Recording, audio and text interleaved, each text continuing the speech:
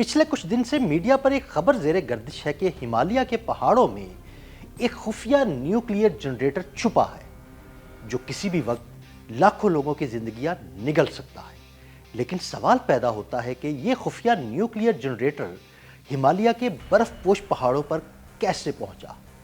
کیا اس کے پیچھے کوئی خفیہ سازش چھپی ہوئی ہے؟ آئیے خوفناک حقائق سے پردہ اٹھاتے ہیں۔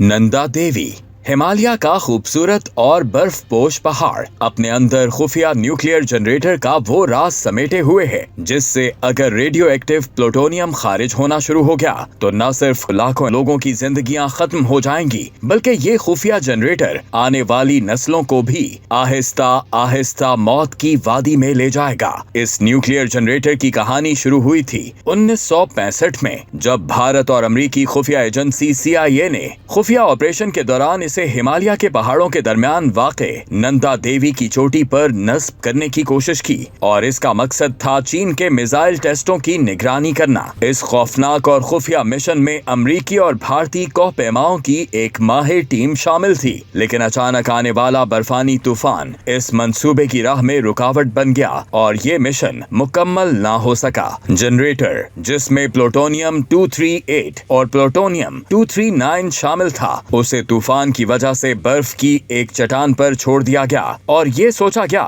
کہ اس مشن کو اگلے سال موسم بہار میں مکمل کر لیا جائے گا، لیکن اگلے موسم بہار جب کوہ پیماؤں کی ٹیم واپس گئی تو وہ نیوکلیئر جنریٹر غائب ہو چکا تھا جس کا آج تک پتہ نہیں چل سکا۔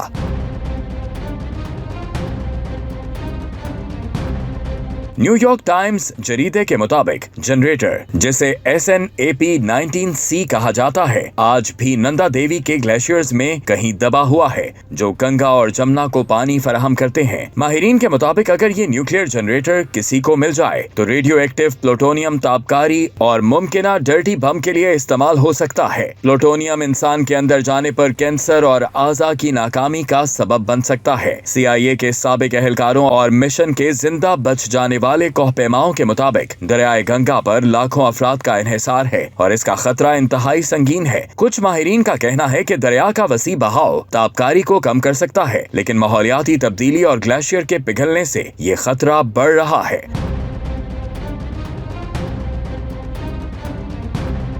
نیو یارک ٹائمز کے مطابق دستاویزات سے معلوم ہوتا ہے کہ مشن کی منصوبہ بندی انتہائی خفیہ اور اعلیٰ سطح پر ہوئی تھی جس میں جعلی سائنسی سرٹیفکیٹس اور امریکی اور بھارتی انٹیلیجنس کی منظوری شامل تھی۔ ماہرین کا کہنا ہے کہ جنریٹر میں موجود PU239 تابکار مادہ ہے جو لاکھوں انسانوں کی زندگی کے لیے شدید خطرہ پیدا کر سکتا ہے۔ ماحولیاتی تبدیلی اور گلیشیئر کے پگھلنے کے باعث اب یہ جنریٹر زیادہ خطرناک ہو سکتا ہے اور اگر یہ پانی کے بہاؤ میں شامل ہو گیا تو دریاؤں کی نظر ہو کر انسانی اور ماحولیاتی تباہی کا سبب بن سکتا ہے۔